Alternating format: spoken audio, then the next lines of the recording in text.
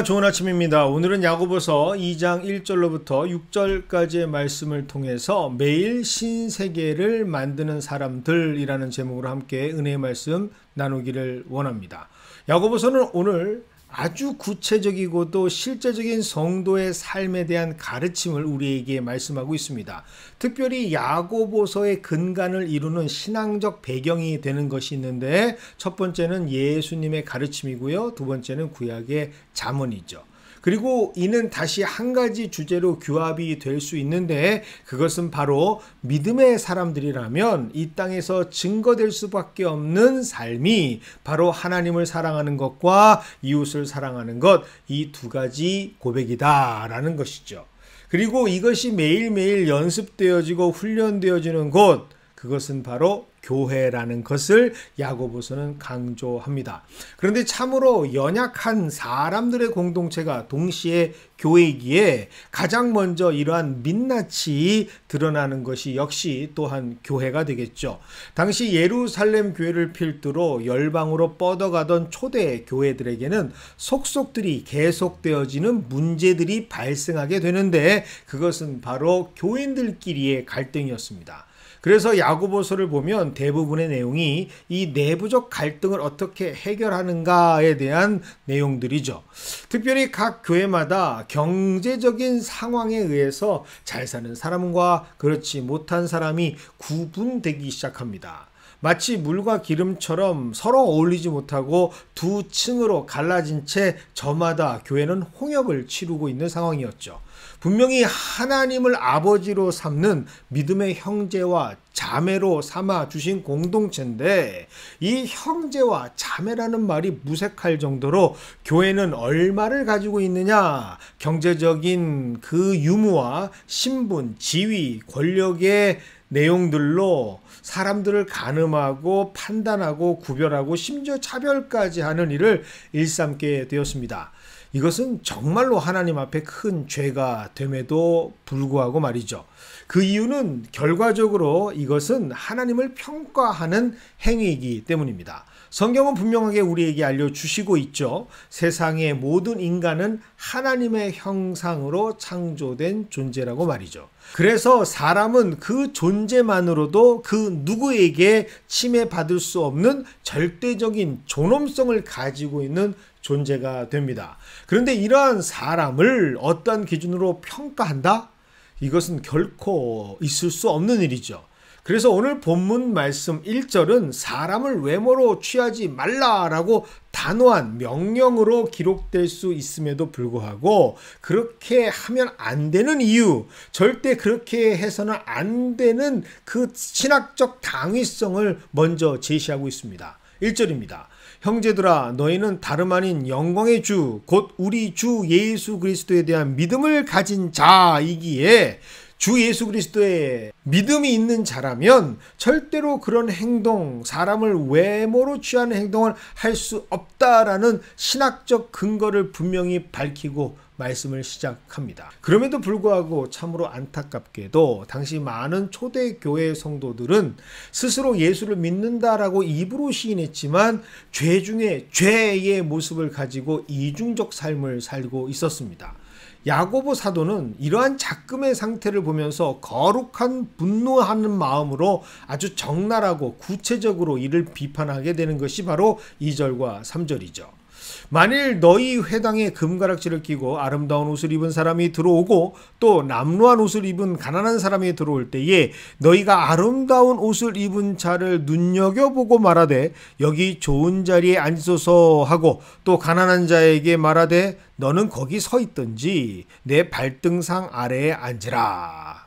여기에서 우리가 집중해야 되는 것은 바로 당시 교인들이 취했던 그들의 기준이었습니다. 그들은 사람을 보는 것이 아니라 그들이 입고 있는 아름다운 옷, 더러운 옷에 집중했던 것이죠. 당시 성도들은 사람을 판단하는 기준이 사람이 아니라 그들이 걸치고 있는 옷이라는 사실을 신랄하게 들추어냅니다. 믿음의 사람이라고 하면서 하나님의 형상으로 창조된 사람을 보는 것이 아니라 그들이 가지고 있는, 걸치고 있는 옷에 집중한다라는 것은 얼마나 그들이 변질되고 위선적인 존재로 변해버린 자들이었는가라는 것을 아주 신랄하게 보여주는 것이죠. 믿음을 가진 사람들이 절대로 행해서는 안 될 모습임에도 불구하고 말입니다. 그래서 4절은 이렇게 선포하고 있죠. 그런 옷을 보고 사람을 평가해서 차별하는 그것, 너희들끼리 서로 구분하고 구별짓는 그 모든 행위는 바로 악한 생각이다라고 말이죠. 영어 성경에는 이것을 더 구체적으로 아예 사탄의 생각들이라고 규정하고 있습니다. 참으로 아이러니하고 역설적인 상황을 강조하는 것이죠. 어찌 예수님을 구주로 믿는 믿음의 사람들이 악한 결과를 맺게 되는 사탄의 생각들로 기준을 삼아 하나님의 형상으로 지으심을 받은 사람을 평가하고 있는가? 하나님께서는 사도 야고보를 통해서 이를 분명하게 지적하시고 적발하십니다. 이런 행동을 하는 자는 결국 믿음 없는 자, 예수를 믿는다 말하지만 절대로 예수님께서 내주하시는 진짜 신앙인이 아닌 무늬만 신앙인이다라는 것을 고발하는 것이죠. 그래서 야고보서는 믿음에 대한 책임, 즉 삶의 행위까지 동반된 완성된 믿음을 강조하게 된 것이죠. 20년 동안이나 가장 어려운 초대교회의 태동기와 성숙기를 거치며 예루살렘 교회를 담임 목회했던 사도 야고보는 그래서 아주 실제적인 성도의 삶의 모습에 대한 말씀으로 가장 먼저 첫 번째 구체적인 실예로 이 역설적 삶을 살아가는 위선적인 성도들의 모습을 고발하고 변화를 촉구했던 것입니다. 이런 그의 마음은 5절의 짙은 호소로 이렇게 기록되어 있습니다. 내 사랑하는 형제들아 들을지어다. 그리고 사도 야고보는 이러한 당시의 병폐를 회복할 수 있는 구체적인 방안으로 어떻게 하나님께서 우리를 대해 주셨는지 다시 한번 기억할 것을 5절에서 강하게 요청하고 있습니다. 하나님께서 세상에 대해 어떻게 행하셨는지를 기억하라.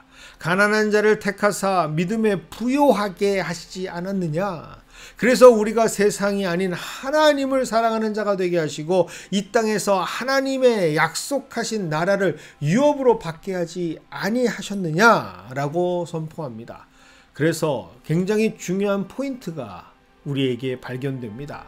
하나님의 나라, 그것은 죽음 이후의 개념으로 이해할 수도 있지만 성경은 이 땅에서 하나님의 사랑을 받은 성도들이 이 땅의 사람들에게 보여주는 그 나라, 증거하는 이 땅에서 이루어지는 그 나라, 지금까지 경험하지 못했던 이전의 세계와는 전혀 다른 신세계의 나라를 만들어 가라라고 말씀하고 계십니다.